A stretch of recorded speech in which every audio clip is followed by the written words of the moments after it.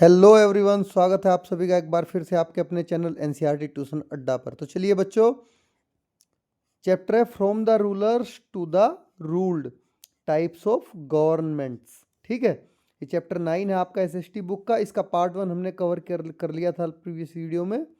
आज इस वीडियो में हम इसका पार्ट 2 कवर करेंगे, जिसमें पूरा चैप्टर हम पढ़ेंगे और समझेंगे कि रूलर्स कौन होते हैं, कैसे वो, किस पे वो रूल करते हैं और किस प्रोसेस के थ्रू वो रूल करते हैं। ठीक है बच्चों, तो चलिए, अगर पार्ट 1 की वीडियो आपने नहीं देखी है तो पार्ट 1 का लिंक भी मैं इस वीडियो के डिस्क्रिप्शन में आपको प्रोवाइड करा दूंगा, आप वहां से देख सकते हैं। तो चलिए, हमने ये सब कुछ पार्ट 1 में कवर कर लिया था। हम पहुंच गए थे पीक इनटू हिस्ट्री, जिसका मतलब होता है इतिहास की एक झलक। तो अर्ली रिपब्लिक्स, जो शुरुआती रिपब्लिक थे, प्रारंभिक गणराज्य थे, उनके बारे में जानेंगे। ए Republic is a form of government in which the head of state is elected and is not a hereditary monarch. देखिए, जो रिपब्लिक होता है, एक शासन की एक ऐसी प्रणाली होती है, एक ऐसी व्यवस्था होती है जिसमें जो किसी भी स्टेट का जो हेड होता है, प्रमुख होता है, वो निर्वाचित होता है, ना कि वो वंशानुगत राजा या रानी। ठीक है, हेरिडेटरी मोनार्क का मतलब होता है वंशानुगत राजा या रानी नहीं होता उसका प्रमुख किसी भी स्टेट का, किसी भी, वो केवल लोगों के द्वारा निर्वाचित होता है, वही होता है रिपब्लिक। तो this was the case in at least two of the India's ancient Mahajanapada, as you might recall from the chapter new beginning cities and states. देखिए, जैसा कि आपने जो शुरुआती आपके ये है ना, new beginning cities and state, जो ये चैप्टर है, इसमें आपने पढ़ा होगा भारत के जो एंशिएंट महाजनपद थे, प्राचीन महाजनपद, उनमें कम से कम 2 ऐसे एग्जाम्पल आपको मिलते हैं जहां पर ये पूरी की पूरी शासन व्यवस्था थी। इन द वज्जी और Vrijji Mahajanapada, the Lichchhavi clan in particular practiced collective decision making and leaders were chosen based on merit rather than birth। तो देखिए, जो वज्जी महाजनपद था उसमें विशेष रूप से जो लिच्छवी क्लैन था, लिच्छवी कुल, क्लैन होता है कुल, जो लिच्छवी क्लैन था उसमें सामूहिक निर्णय के द्वारा ही कोई भी प्रक्रिया आगे बढ़ती थी। ठीक है, सामूहिक निर्णय मतलब सभी का उसमें निर्णय होता था किसी भी महत्वपूर्ण बात पर फैसला लेने के लिए। ठीक है, और कोई भी नेता जन्म के आधार पर नहीं बल्कि योग्यता के आधार पर वहां पर चुना जाता था। कोई भी लीडर कि योग्य है तो लीडर बनेगा, केवल इसलिए वो लीडर नहीं बनेगा कि उसके पेरेंट्स भी लीडर थे। Key positions were filled through elections and representatives from various clan met regularly to address issues and develop solutions to ensure the people's welfare. देखिए, जो मेन पद थे उन पर इलेक्शन के आधार पर अपॉइंटमेंट की जाती थी, और जो डिफरेंट क्लैन थे उनके जो प्रतिनिधि थे वो नियमित रूप से आपस में एक दूसरे के साथ में बैठक करते थे, जिससे कि जन कल्याण के लिए किसी भी समस्या का समाधान निकाला जा सके, लोगों के वेलफेयर के लिए। तो as a result such states have been called early republics. तो देखिए, इसीलिए जो ऐसे राज्य थे जिनमें सामूहिक निर्णय लिए जाते थे, तो और जो नेता थे वो वोटिंग के द्वारा नियुक्त किए जाते थे, लोग उनको चूज करते थे उनकी योग्यताओं के आधार पर, तो ऐसे राज्यों को क्या कहा गया? अर्ली रिपब्लिक्स, प्रारंभिक गणराज्य उनको कहा गया, क्योंकि उनमें कुछ हद तक जो पूरा सिस्टम था रूलिंग का वो रिपब्लिक जैसा था। तो indeed the voice of the common people has been valued and upheld in India through the ages, even when the power was in the hand of a king or queen। तो वास्तव में भारत में जो आम जनता है उसकी आवाज़ों को सदियों से महत्व दिया गया है, भले ही सत्ता राजा या रानी के हाथों में ही क्यों ना रही हो, लेकिन जो आम जनता होती है उसकी बात को हमेशा महत्व दिया गया, उसकी आवाज़ को। A remarkable example from the Chola period is seen in Uttarmerur inscriptions from the 10th century CE in Tamil Nadu। देखिए चोल काल में, चोल आपने पढ़ा था, वो टेंथ सेंचुरी के आसपास वो हुए थे। तो 10th सेंचुरी में चोल काल में जो उत्तर मेरूर शिलालेख हैं, इंस्क्रिप्शंस हैं, उनमें भी इसका एग्जाम्पल लिखा मिलता है, ठीक है, जो कि तमिलनाडु में है। तो which provides us with detail about the election of members to village sabha, that is local administrative body। तो तमिलनाडु में स्थित ये जो इंक्रिप्शंस हैं, इनमें विलेज सभा, ग्राम सभा जिसको कहते हैं हिंदी में, जिसको बोलते हैं स्थानीय प्रशासनिक निकाय, लोकल एडमिनिस्ट्रेटिव बॉडी हो गई है, उसके सदस्यों के चुनाव की प्रक्रिया के बारे में भी इसमें जानकारी मिलती है कि जो लोकल विलेज सभा होती थी उसके जो सदस्य होते थे वे भी इलेक्टेड होते थे। Now we learn about the election process including sealed ballot boxes, qualifications of members, their duties and also the conditions that could lead to their dismissal। तो चलिए इसी के साथ ही हम जो सीलबंद मतपेटियां होती हैं, वोटिंग पेटी होती है ना, सीलबंद होती हैं, उनके द्वारा जो चुनाव होता है, जो मेंबर्स हैं उनकी एलिजिबिलिटी क्या है, योग्यता क्या है, उनकी एबिलिटी, उनके कर्तव्य क्या हैं और उनको हटाए जाने की कौन कौन सी स्थितियां हैं, ये सब स्पष्ट की गई हैं, ठीक है। तो उन सब के बारे में हम इसमें जानने वाले हैं। चलिए शुरू करते हैं। देखिए चोला पीरियड के इंक्रिप्शंस, जिसमें ग्राम सभा के बारे में लिखा गया है कि ग्राम सभा में जो सदस्य होते थे किस तरह से वो इलेक्ट होते थे, जो अर्ली रिपब्लिक के साइंस हैं इंडिया में। For instance members would be immediately removed if found to have indulged in any corruption. और एग्जाम्पल के लिए आप बोल सकते हो, अगर कोई भी मेंबर करप्शन में लिप्त पाया जाता है, भ्रष्टाचार में, तो उसे तत्काल तुरंत पद से हटा दिया जाता है, ठीक है बच्चों। There were republics in other parts of the world too. तो वर्ल्ड के दूसरे अलग अलग भागों में भी रिपब्लिक्स थे। In the 5th and 4th century BC Rome and Greece had republics. देखिए कितनी पुरानी बात कर रहे हैं, 4th और 5th सेंचुरी BC में भी रोम और ग्रीस में रिपब्लिक प्रणाली थी, रिपब्लिक्स थे। In some regions of Greece free man could vote but women workers and slaves could not. देखिए ग्रीस के कुछ एरिया में केवल जो फ्री मैन थे, स्वतंत्र पुरुष थे, उन्हीं को मतदान करने का अधिकार था, जबकि महिलाएं या फिर जो वर्कर्स थे या फिर स्लेव्स होता है बच्चों दास, ठीक है, या फिर जो दास थे उनको मतदान में का अधिकार नहीं था। Other areas had a system where only a small privilege group could vote और मेक डिसीजंस। इसके अलावा और भी कई सारे ऐसे एरिया थे जहाँ पर केवल कुछ ही लोगों को विशेष अधिकार प्राप्त था, बहुत छोटे वर्ग को, जिससे कि वो इलेक्शन कर सकते थे, वो अपना मतदान कर सकते थे और इस मतदान की प्रक्रिया में वो भाग ले सकते थे। तो स्लेव, जैसा कि मैंने आपको बताया, दास होता है a person who is force to work for and obey another and is considered to be their property. तो स्लेव का मतलब क्या होता है, वो व्यक्ति जिसे किसी दूसरे के लिए काम करने की, उसकी आज्ञा मानने के लिए बाध्य किया जाता हो, फोर्स किया जाता हो, ठीक है, किया जाता था, जिसे उस व्यक्ति की संपत्ति माना जाता था, प्रॉपर्टी, ठीक है, जिसके लिए वो काम करता था slave. Other forms of government.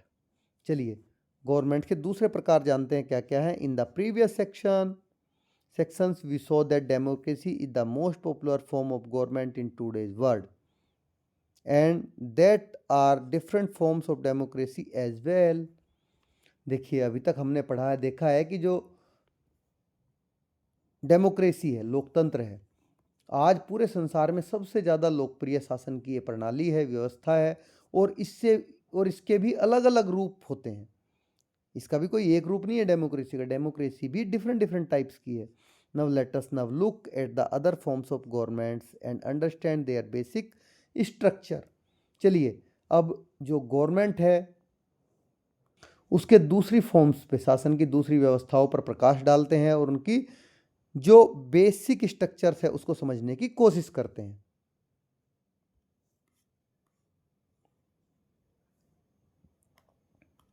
तो देखिए उसमें एक आता है मोनार्की। मोनार्की क्या होता है? राजतंत्र होता है। As we show in chapters of Tapestry of the Past, Mahajanapadas were headed by kings who were guided by the sabha और samiti and were expected to take decision and advice of these institutions seriously. तो जैसा कि हमने जो ये chapter पढ़ा है आपने tapestry of the past, tapestry of the past देखा है, उसमें जितने भी महाजनपद हैं उनके जो राजा हुआ करते थे, शासक होते थे, ठीक है, उनमें राजा हुआ करते थे जो शासक थे, जिन्हें सभा और समिति के द्वारा कोई भी जो एडवाइस होती थी वो माननी होती थी। उसका मतलब वो मार्गदर्शन करती थी सभा और समिति राजा का, ठीक है, seriously. As empire were built and expanded across India, kings began to gain immense power. तो जैसे जैसे भारत में जो एम्पायर्स हैं उनका फैलाव बढ़ा, उनका निर्माण हुआ, विस्तार होता गया, जो राजा हैं उनकी शक्ति में बढ़ोतरी होती चली गई। जैसे जैसे एम्पायर बड़े हुए उनकी शक्तियां भी उसके साथ बढ़ती चली गई। Yet they replied on a council of ministers and networks of officials to help them govern the empire. फिर भी उसके बावजूद भी शासन चलाने के लिए उन्होंने मिनिस्टर्स और जो उनके एडमिनिस्ट्रेटर्स हैं, ठीक है, ऑफिशियल्स हैं, उनका पूरा एक नेटवर्क तैयार किया जिस पर वो निर्भर रहते थे, क्योंकि अकेला आदमी तो कुछ कर नहीं सकता। उसके बावजूद भी उनके मिनिस्टर्स थे, उनके ऑफिशियल्स थे। In many cases, the king also sought the advice of learned scholars on matters related to dharma. और इसके अलावा भी बहुत सारी बार ऐसा हुआ है कि राजा ने धर्म से संबंधित विषयों पर कभी अगर उसको कोई विचार विमर्श करना हो तो धर्म से संबंधित विद्वानों से वो परामर्श लेते थे। Of course there were also examples of king who use their power to subjugate their people. तो हालांकि ऐसे कई सारे एग्जाम्पल्स हैं जहां पर राजाओं ने अपनी जो पावर है उसका यूज जनता को अपने अधीन करने के लिए किया। सब्जुगेट का मतलब वो अपने अंडर लाना, अधीन करना। तो सब्जुगेट होता है to take control of peoples और place by using force and make people obey. तो इसका मतलब होता है कि किसी भी व्यक्ति या जगह पर पूरा फोर्सफुली बलपूर्वक नियंत्रण स्थापित कर लेना, जहां वहां लोगों को आज्ञा मानने के लिए बाध्य कर देना कि वे आज्ञा माने ही माने, अगर आज्ञा नहीं मानेंगे तो उनको कठोर दंड दिया जाएगा, इस तरह से। तो वो होता है सबजुगेट। In some parts of the world, kings had all the power, they made the laws, enforced them and also decided the punishments. तो संसार के कुछ भागों में जो राजा हैं उनके पास पूरी सत्ता होती थी और वे खुद से कानून बना लेते थे, उनको लागू भी करते थे, और अगर किसी को दंडित करना हो तो उनके लिए दंड भी वही निर्धारित करते थे, डिसाइड करते थे। In some cases they claim to have received divine power from God. और कुछ ऐसे भी मामले थे जिनमें उन्होंने यहाँ तक दावा किया कि उन्हें डिवाइन पावर, दिव्य शक्ति प्राप्त है जो उन्हें भगवान ने, ईश्वर ने दी है, ठीक है, ऐसा भी वो दावा करते थे। However, in many parts of India, the power of the Raja was neither absolute nor beyond questions. हालांकि भारत के बहुत सारे रीजन्स ऐसे हैं जिनमें राजा की शक्ति ना तो निरंकुश ही थी, ठीक है, नाइदर एब्सोल्यूट मतलब ना तो निरंकुश थी ना ही आलोचना से खाली थी, उनकी आलोचना भी होती थी। तो adoration of the pillar of Sanchi stupa, देखिए ये सांची के स्तूप के स्तंभ की एक आराधना है, ठीक है, सांची के स्तंभ से लिया गया है, सांची स्तूप के स्तंभ से ये पिलर, देखिए कितने सुंदर ये बना है यहाँ पर, ठीक है बच्चों।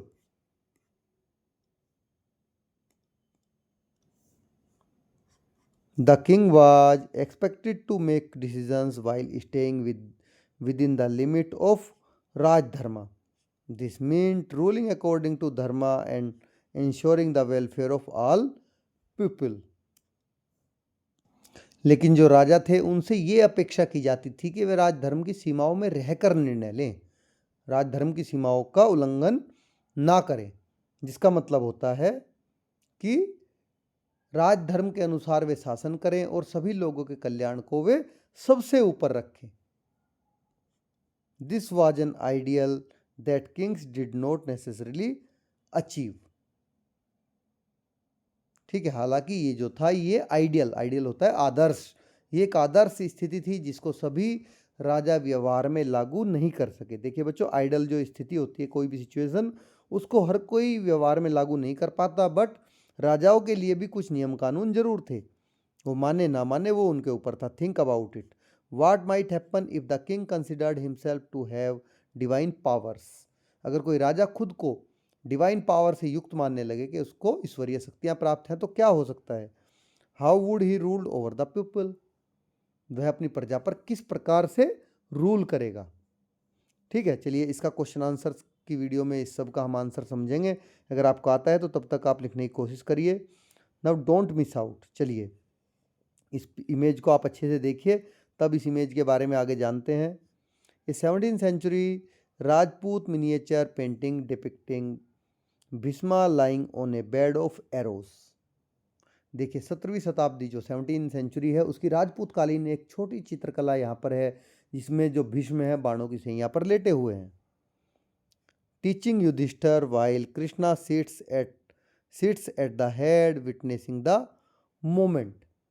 जो युधिष्ठिर को शिक्षा दे रहे हैं, ठीक है, जबकि जो श्री कृष्ण है भगवान, वो सैया के सिरहाने विराजमान होकर इस पूरे के पूरे क्षण के साक्षी यहाँ पर बने हुए हैं। चलिए एक बार और पिक्चर में चलते हैं। देखिए ये युधिष्ठिर हैं और ये भगवान श्री कृष्ण है और ये है पितामह भीष्म, जो बाणों की सैया पर लेटे हैं, जिनको अर्जुन ने तीरों से अपने घायल किया था। ठीक है, आपने महाभारत देखा है, ये महाभारत का चित्र है, बट ये 17th सेंचुरी में एक कहाँ से लिया गया? अभी राजपूत कालीन, राजपूत राजा थे उनके यहाँ की एक छोटी चित्रकला है।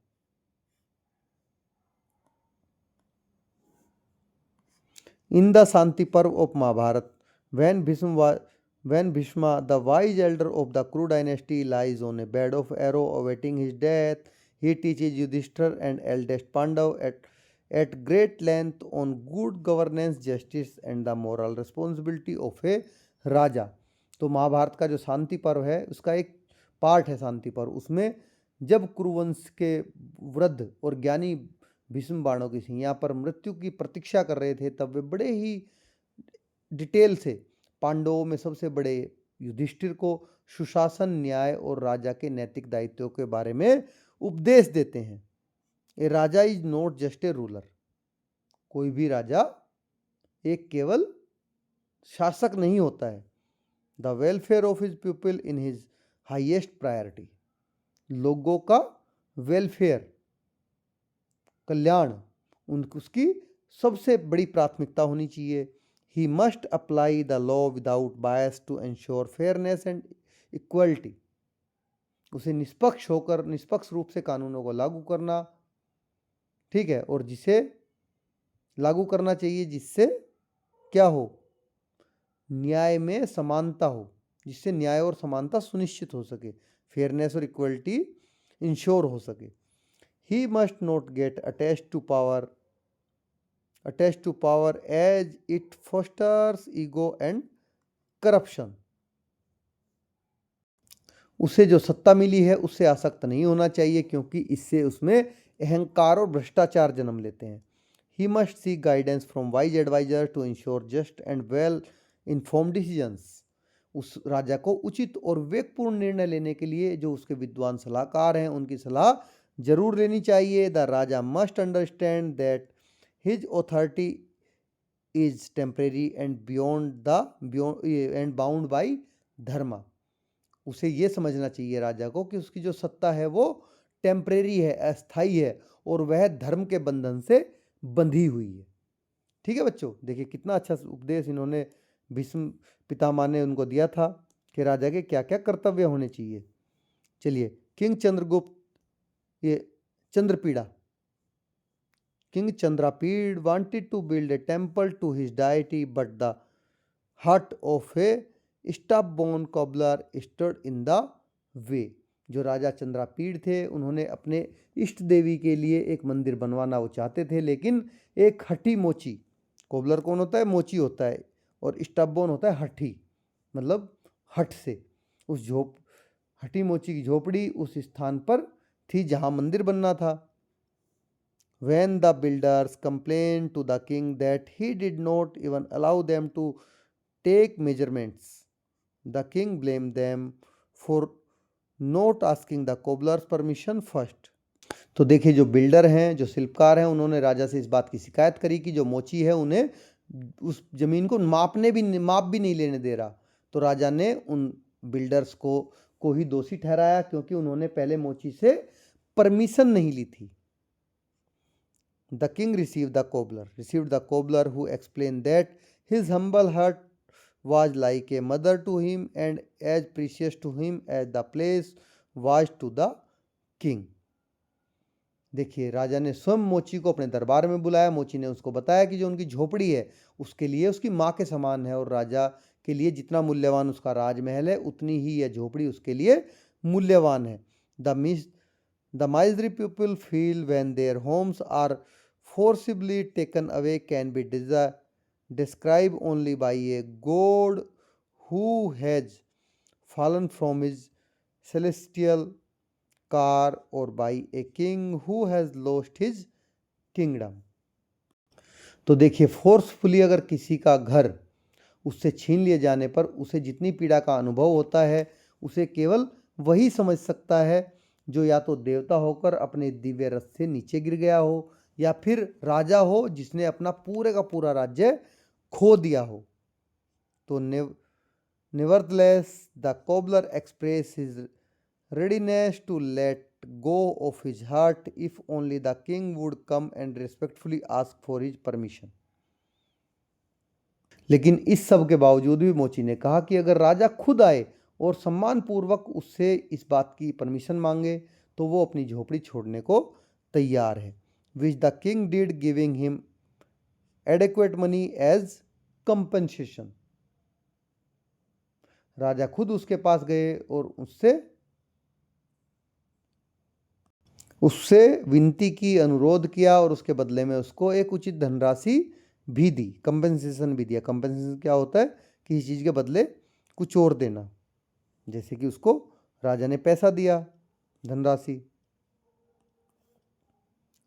For those who desire happiness there should be no false pride, concludes the text.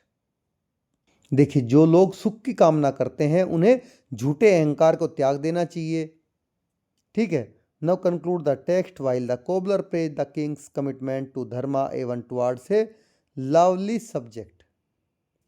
देखिए, मोची ने राजा की जो धर्मनिष्ठा है उसकी प्रशंसा की, जिससे एक बहुत ही साधारण से व्यक्ति के साथ भी न्यायपूर्ण और सम्मानजनक व्यवहार किया गया।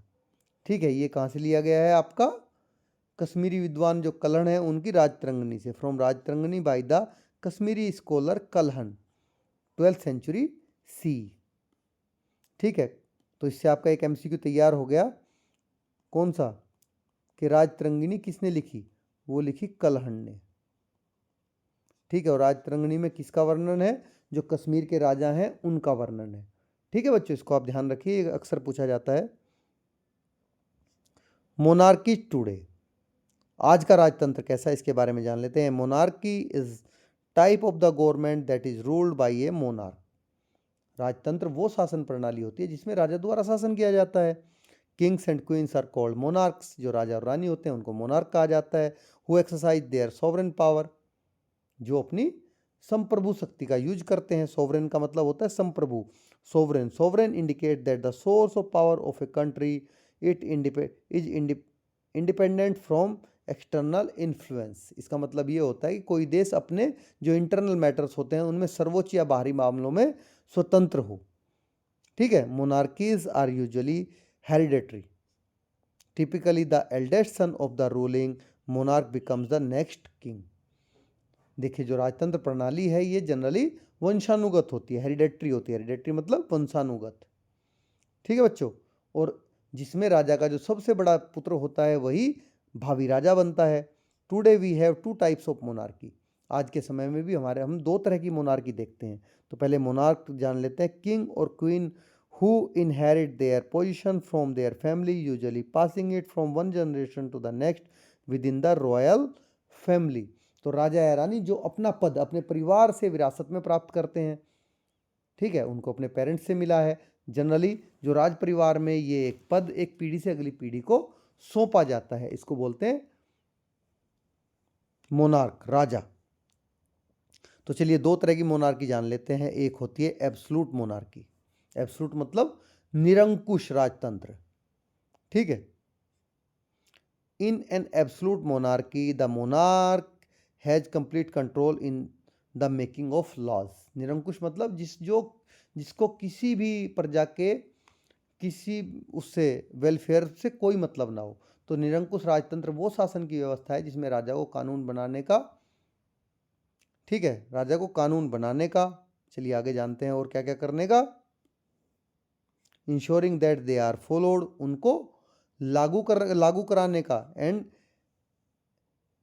ये adjudicating when they are not, और न्यायिक निर्णय देने का पूरा अधिकार होता है जब वे फॉलो ना हो। तो ये एडजुडिकेटिंग होता है judging a case when there is a dispute, मतलब किसी भी विवाद की स्थिति में न्यायपूर्ण निर्णय करना, ठीक है। तो राजा को ये सारे के सारे अधिकार होते हैं। Now Saudi Arabia is an example of an absolute monarchy. Saudi Arab इसका एक एग्जाम्पल है। Here the king hold all power and governs according to Islamic law. यहाँ पर सारी की सारी जो पावर है वो राजा के हाथ में होती है और इस्लामिक लॉ से वो उनको गवर्न करता है, फॉलो कराता है। However he appoints A council that advise and assist him on governance. इसके अलावा हालांकि वो एक सलाहकार परिषद जो उसकी एडवाइस काउंसिल होती है उसकी नियुक्ति करता है, but he is not bound by the councils advice. लेकिन वो काउंसिल की एडवाइस मानने के लिए बाध्य नहीं है, बाउंड नहीं है। जरूरी नहीं कि वो उसकी एडवाइस माने ही माने, वो नहीं भी मान सकता। नाउ कॉन्स्टिट्यूशनल मोनार्की, ये होता है संवैधानिक राजतंत्र, ठीक है। Now let us consider an example of a different kind of monarchy. चलिए एक अलग तरह की मोनार्की का एग्जाम्पल देखते हैं राजतंत्र का। द यूनाइटेड किंगडम और Britain is also a monarchy. जो यूनाइटेड किंगडम या ब्रिटेन है वो भी एक मोनार्की है, राजतंत्र है। The head of the state is the king और क्वीन। यहाँ पर जो स्टेट का हेड होता है वो राजा या रानी होती है, बट ही और she has only nominal power and the real power of the executive is exercise by the prime minister. देखिए उसके पास केवल नाम मात्र की ये होती है, पावर होती है। जो मेन पावर होती है वो वहाँ के प्रधानमंत्री में होती है, ठीक है, जो कार्यकारी शक्ति होती है। The legislative power is exercise by the parliament, और जो लेजिस्लेटिव पावर है वो पार्लियामेंट के द्वारा वहाँ पर चलती है, ठीक है। तो देखिए कितना डिफरेंट है, वहाँ पर राजतंत्र भी है, उसके बाद प्रधानमंत्री भी है और पार्लियामेंट भी है। This means that all the laws are made by the elected parliament. इसका मतलब क्या हुआ कि सारे के सारे जो कानून है, जो इलेक्टेड पार्लियामेंट है, सांसद हैं, उनके द्वारा बनाए जाते हैं। And executive power is exercise by the council of minister led by the prime minister. और जो एग्जीक्यूटिव पावर होती है, कार्यकारी शक्ति होती है, वो मंत्री परिषद के द्वारा प्रधानमंत्री के अंडर में होती है, प्रधानमंत्री के लीड में, नेतृत्व में। So while Britain has a king, it really is today A parliamentary democracy.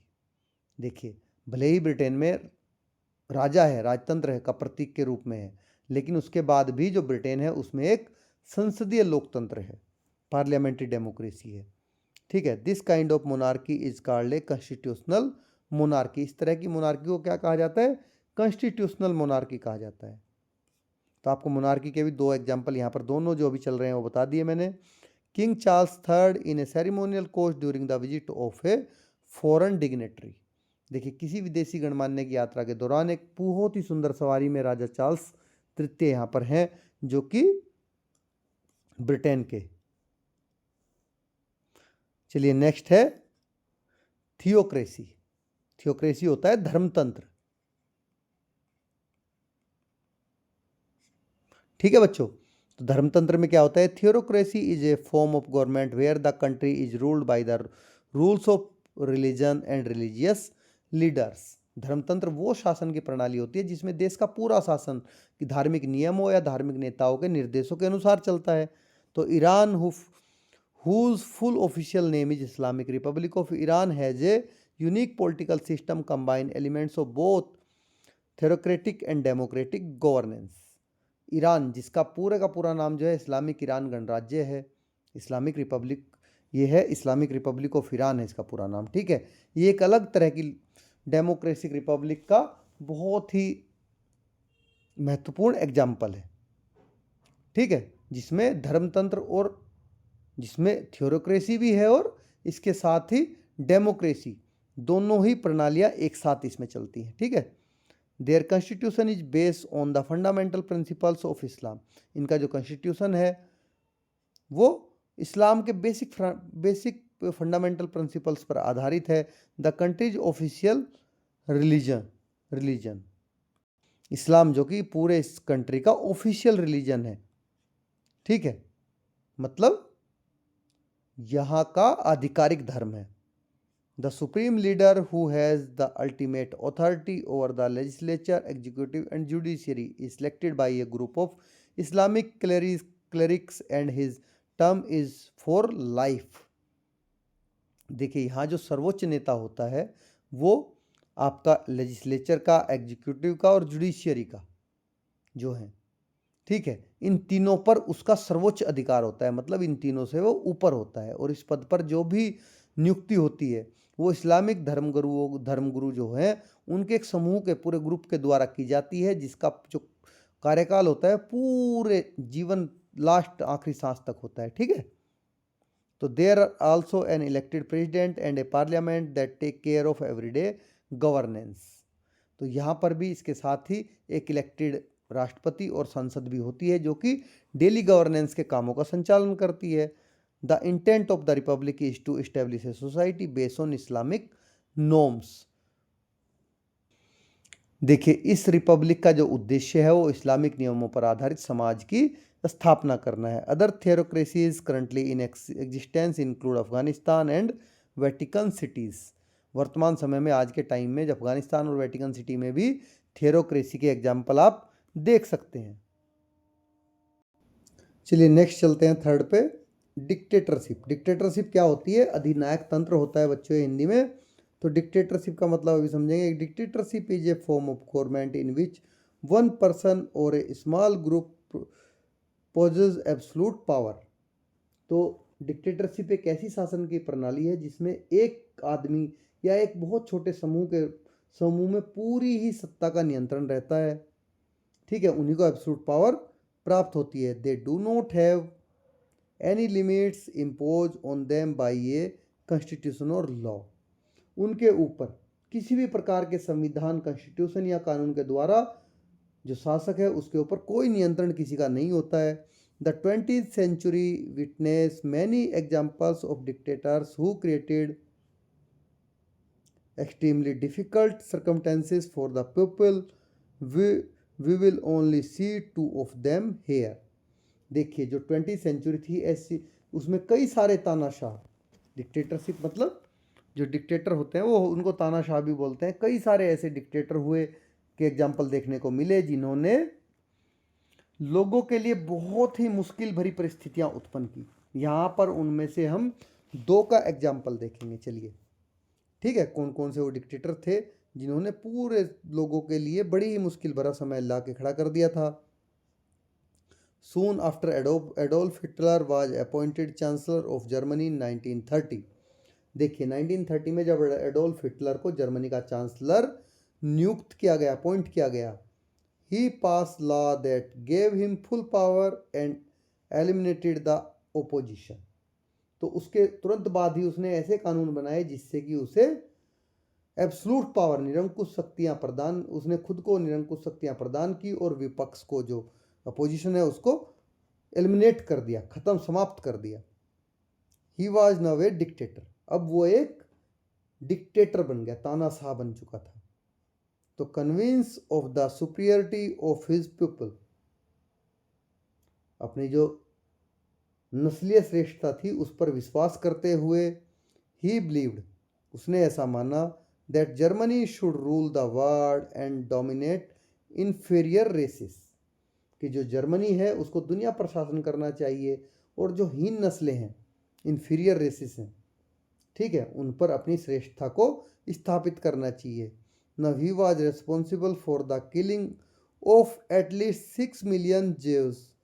This is known as the Holocaust, as well as hundreds of thousands of Roma and other groups of people. तो देखिए ये बड़ी ध्यान से आप सुनना इस बात को बच्चों। वह कम से कम 60 लाख यहूदी, जेव्स होते हैं यहूदी जिनको बोलते हैं, उनकी हत्या के लिए वो जिम्मेदार था, जिसे होलोकॉस्ट के नाम से जाना जाता है। ठीक है, होलोकॉस्ट के नाम से क्या जाना जाता है? जो हिटलर ने यहूदी मरवाए थे उसको। इसके साथ ही हजारों रोम और अन्य समूह के लोगों की भी उसने हत्या करवाई। In fact he was the cause for world war second in the year 1939 to 1945। इसके अलावा भी रियल में वो जो सेकेंड वर्ल्ड वॉर था उसका प्रमुख कारण था, रियल कोज था, जो कि 1939 से 1945 के बीच में लड़ा गया सेकेंड वर्ल्ड वॉर। ठीक है बच्चों, तो सेकेंड वर्ल्ड वॉर का मेन रीजन कौन था?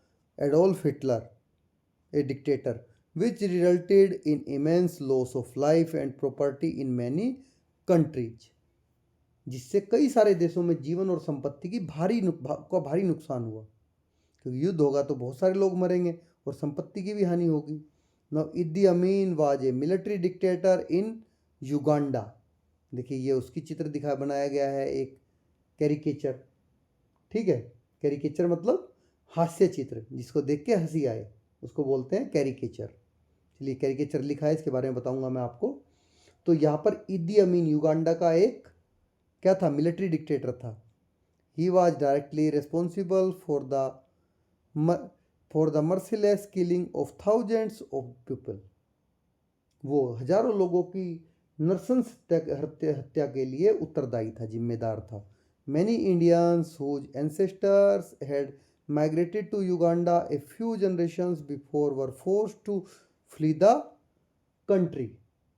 देखिए बहुत सारे भारतीय जिनके पूर्वज कुछ पीढ़ियों पहले ही युगांडा आए थे, उन्हें देश छोड़ने के लिए बाध्य किया गया, मजबूर किया गया।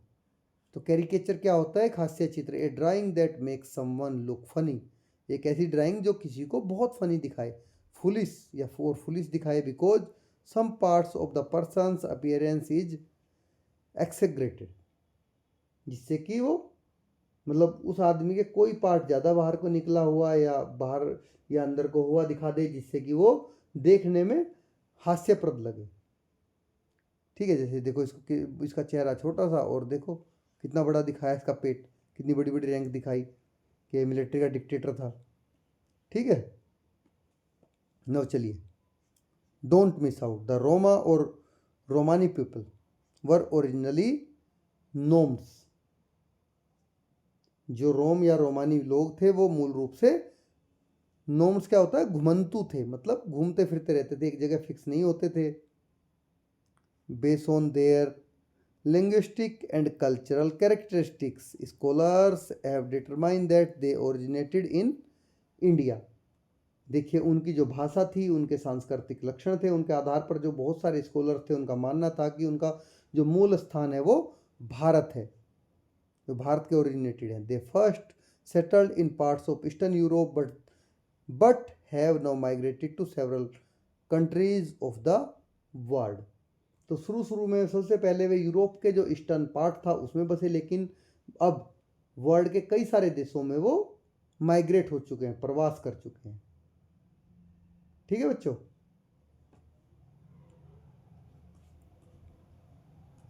चलिए स्टोरी ऑफ शेन।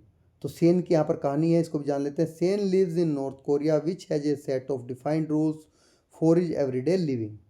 सेन उत्तर कोरिया में रहता है, जहाँ पर उसके दैनिक जीवन से जुड़े हुए हर छोटे बड़े पहलुओं के लिए सरकार द्वारा रूल्स बनाए गए हैं, निर्धारित हैं। He is currently serving in compulsory military service in which he is expected to serve in the military till the time government decides। देखिए अब वह इस समय जो कंपलसरी मिलिट्री सर्विस है वो कर रहा है कि वहाँ पर कंपलसरी सबको करनी है, जिसमें उससे अपेक्षा की जाती है कि वह तब तक सेना में रहेगा जब तक कि सरकार चाहेगी। ठीक है।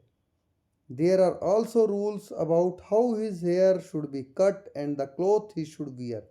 इसके अलावा ऐसे भी रूल हैं कि उसको किस तरह के कपड़े पहनने हैं, किस तरह का हेयर कट रखना है, इन सब को लेके रूल बने हुए हैं। He can not access the global internet, वो ग्लोबल इंटरनेट को भी एक्सेस नहीं कर सकता। And so is unaware of the world outside his own country, तो इस वजह से अपने देश के बाहर जो भी पूरा संसार है उसके बारे में वो अनभिज्ञ है, जानता नहीं है, अनअवेयर है। The government watches his every action closely and he is also expected to report about anyone who tries breaking any of the defined rules. तो देखिए सरकार भी उनके सभी जो एक्टिविटीज़ हैं उनको बहुत बारीकी से देखती है और उनसे ये अपेक्षा की जाती है कि अगर कोई भी नियमों का पालन नहीं करे तो सेन उसकी जानकारी भी सरकार को देगा।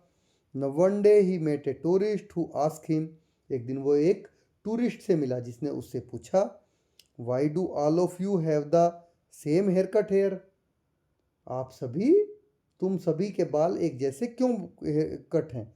To this Sen responded, Sen ने उसका उत्तर दिया, we all want explore new style but the government decided the way we should keep our hair. देखिए हम सभी नई तरीकों से बाल कटाना चाहते हैं, लेकिन हमारी सरकार जो निर्णय करती है उसी तरह से हमें बाल रखने चाहिए जैसा हमारी गवर्नमेंट ने डिसीजन लिया है।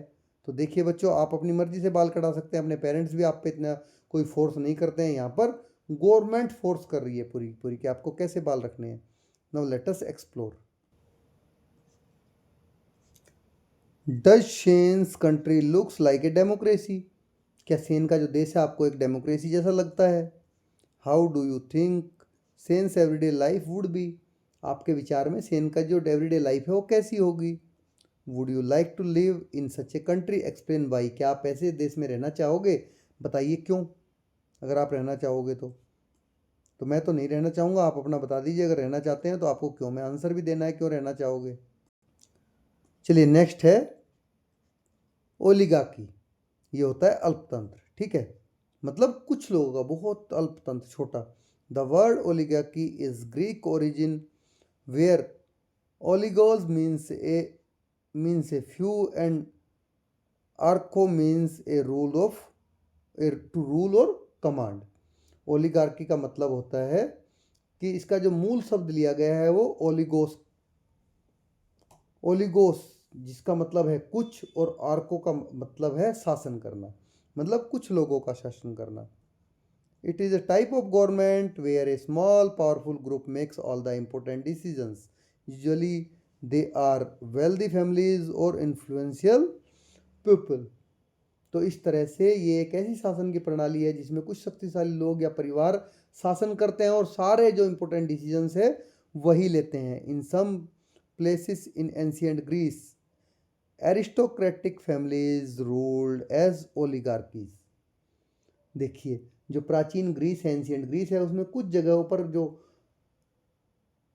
एरिस्टोक्रेट होते हैं, कुलीन परिवार, ठीक है, उनके द्वारा शासन किया जाता था, जो ओलिगार्की के एग्जाम्पल माने जाते हैं। कुलीन मतलब जिनके पास धन दौलत पैसा सब कुछ है।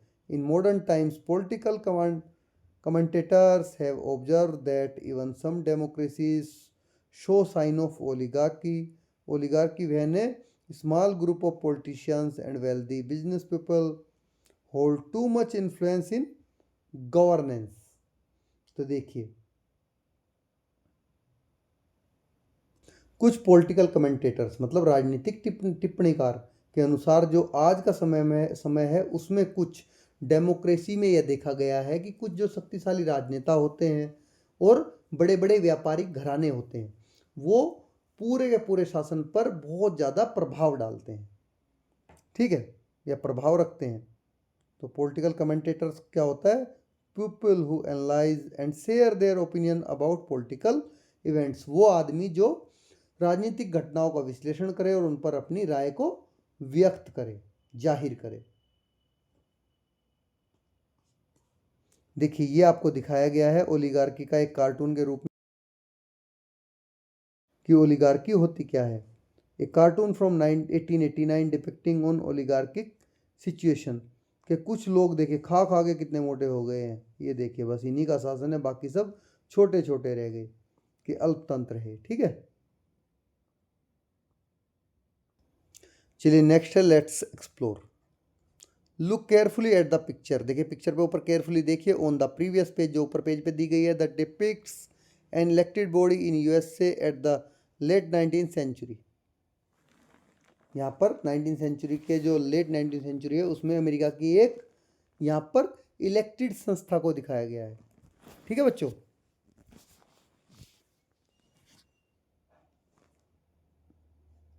The people shown in the cartoon are all elected members. जो कार्टून की तरह दिखाए गए हैं लोग, वो सारे के सारे इलेक्टेड मेंबर्स हैं।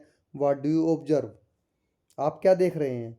What do you see at the top left hand corner of the cartoon. देखिए कार्टून के ऊपर जो टॉप लेफ्ट कॉर्नर है उसमें आपको क्या दिख रहा है। Who do you think is making decision in this elected body. तो आपके अनुसार इस इलेक्टेड बॉडी का में निर्णय कौन ले रहा है, डिसीजंस कौन ले रहा है। Can a democracy turn into a oligarchy.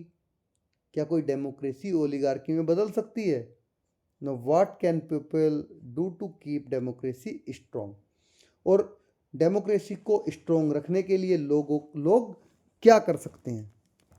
ठीक है, तो चलिए अभी आगे जानते हैं वाई डेमोक्रेसी मैटर्स। अब जो डेमोक्रेसी है, लोकतंत्र है, ये क्यों जरूरी है, क्यों महत्वपूर्ण है। ठीक है बच्चों, these different types of government shows us that democracy is not the only way in which countries are governed। तो ये अलग अलग तरह की हमें सरकारें हैं ऊपर हमने पढ़ी हैं, ये हमें बताती हैं कि डेमोक्रेसी ही देशों में शासन का एकमात्र तरीका नहीं है। But in most countries democracy is considered to be a better form of government than others. लेकिन बहुत सारे देशों में डेमोक्रेसी ही सबसे अच्छा शासन का तंत्र माना जाता है। Let us do a quick comparison to understand this better. चलिए एक बहुत जल्दी से बेहतर ढंग से समझने के लिए इसकी कंपैरिजन करते हैं। Consider the characteristics below it in different forms of government and fill in the blank boxes with yes और नो। चलिए आपको जो डिफरेंट जो शासन की फॉर्म्स हैं उनके बारे में अपनी कुछ उनकी विशेषताएं यहाँ पर दी गई हैं, उनके बारे में विचार करना है और हाँ या ना में उनका आंसर आपको भरना है। तो देखिए बच्चों, ये सारी कैरेक्टरिस्टिक्स हैं। ये आपकी डेमोक्रेसी, डिक्टेटरशिप, एब्सोल्यूट मोनार्की और ओलिगार्की। ठीक है, तो यूनिवर्सल एडल्ट फ्रेंचाइज किस में होता है, डेमोक्रेसी में होता है। डिक्टेटरशिप में भी नहीं होता, एडल्ट मोनार्की में भी नहीं होता और ओलिगार्की में भी नहीं होता। तो इक्वलिटी अमंग सिटीजन्स किस में होती है, ये भी मेरी तरफ से तो इसमें यस है क्योंकि डेमोक्रेसी में होती है। यहाँ पर भी नो है, यहाँ पर भी नो है और यहाँ पर भी नो है क्योंकि इक्वलिटी है ही नहीं तीनों में। फ्रीडम ऑफ स्पीच किस में होता है, ओनली डेमोक्रेसी में होता है। यहाँ पर भी नो भरोगे आप, यहाँ पर भी नो भरोगे, यहाँ पर भी नो भरोगे। सेपरेशन ऑफ पावर्स किस में होता है, ये भी केवल डेमोक्रेसी में होता है। ठीक है, wellbeing and prosperity of all citizen, ये भी केवल डेमोक्रेसी में होती है बच्चों। तो देखिए सारी की सारी चीज़ें जो लोगों के बीच में, मतलब यूनिवर्सल एडल्ट फ्रेंचाइज मतलब सार्वभौमिक वयस्क मताधिकार, नागरिकों के बीच में समानता, अभिव्यक्ति की बोलने की आज़ादी, शक्तियों का पृथक्करण और सभी आदमियों का कल्याण और समृद्धि, ये किस में होती है, केवल डेमोक्रेसी में होती है चीज़ें। तो इसलिए डेमोक्रेसी अच्छी है। ठीक है, जब अगर आप इसकी कंपैरिजन करते हैं तो। Now let us explore. You have learn the basic characteristic of various forms of government. अब आपने गवर्नमेंट्स के डिफरेंट फॉर्म्स की बेसिक कैरेक्टरिस्टिक्स को समझ लिया है। Do a small role play of various forms in your classroom. अब एक क्या करना है आपको, छोटा सा रोल प्ले करना है अपने क्लासरूम में, नाटक प्रस्तुत करना है। फर्स्ट, इनेक्ट डेमोक्रेसी, लोकतंत्र। इनेक्ट मोनार्की, राजतंत्र पे। इनेक्ट डिक्टेटरशिप और तानाशाही पे। Now what do you find to be the most suitable form of government. तो इसके बाद आप विचार करिए कि कौन सी जो शासन की व्यवस्था है आपको सबसे अच्छी लगी, मोस्ट सुटेबल लगी, ठीक है, गवर्नमेंट की फॉर्म। तो ये नाटक प्ले आपको खुद से करना है। You have read about different forms of government about and how the forms of government define the life of citizens. आपने अभी ऊपर जो पढ़ा है अलग अलग तरह के जो गवर्नमेंट के फॉर्म्स हैं उसके बारे में पढ़ा, और ये भी समझा कि एक देश की जो गवर्नेंस है, शासन की व्यवस्था है, उसके नागरिक के जीवन को किस तरह से ये इफेक्टेड करती है, प्रभावित करती है। In the previous table we could see that the representation of people's choice and rights varies across the different forms. तो पिछला जो टेबल है उसमें हमने देखा है कि जो सिटीजन्स हैं उनकी पसंद और उनके अधिकारों का जो पूरे का पूरा प्रतिनिधित्व है वो विभिन्न शासन व्यवस्थाओं में अलग अलग होता है। In a genuine democracy, the people can lead their everyday lives in the way they want. तो वास्तविक रूप में डेमोक्रेसी में जो लोग हैं अपने डे टू डे लाइफ में अपने ढंग से जी सकते हैं। They can choose what to speak, वे उनको क्या बोलना है वो अपनी मनमानी से बोल भी सकते हैं। वाट टू वियर, क्या पहनना है वो भी पहन सकते हैं। वाट बिलीव्स टू फॉलो, किस धर्म को उनको फॉलो करना है वो भी फॉलो कर सकते हैं। And how to express themself, और खुद को किस तरह से उनको एक्सप्रेस करना है, ठीक है, वो सारी चीज़ें इसमें दिखती है डेमोक्रेसी में। Now all of this can be done in a democracy until unless it harms someone else rights. देखिए डेमोक्रेसी में आप हर वो चीज़ कर सकते हैं जब तक कि किसी दूसरे के अधिकार को आप नुकसान ना पहुंचाओ, ठीक है। हर वो काम आप डेमोक्रेसी में कर सकते हैं जिससे किसी दूसरे को नुकसान ना पहुंचे जब तक। तो in a democratic government the people choose their government. Democratic government में क्या करते हैं, वहाँ के लोग अपनी गवर्नमेंट चूज करते हैं। The government is accountable for protecting the rights of its people and is responsible for providing basic needs to its citizen. अब लोग गवर्नमेंट को चूज कर रहे हैं, सरकार का ये रिस्पॉन्सिबिलिटी हो जाती है वहाँ पर कि वो अपने जो नागरिक हैं, सिटीजन्स हैं, उनके अधिकारों की रक्षा करे और उनकी जो बेसिक रिक्वायरमेंट्स हैं उनकी पूर्ति को वो सुनिश्चित करे। If the government does not perform it's functions properly the people can change their representatives through elections. अगर गवर्नमेंट अपना फंक्शन प्रॉपर अच्छे से नहीं करती है तो लोगों के पास में ये पावर है कि वे नेक्स्ट इलेक्शन में अपने रिप्रेजेंटेटिव को बदल सकते हैं। This ensure that there is a constant check of what the government does.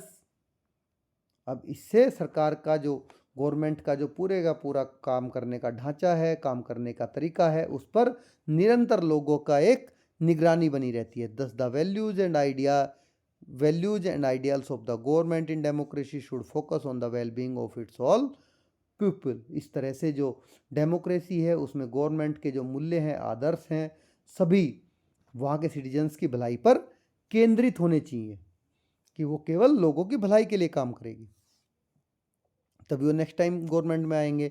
और country is a democracy and you can see many of the features of a democracy in our lives every day. हमारे देश में भी एक democracy है, लोकतंत्र है, और आप हमारे जो डे टू डे लाइफ है उसमें डेमोक्रेसी के बहुत सारी विशेषताएं देख सकते हैं।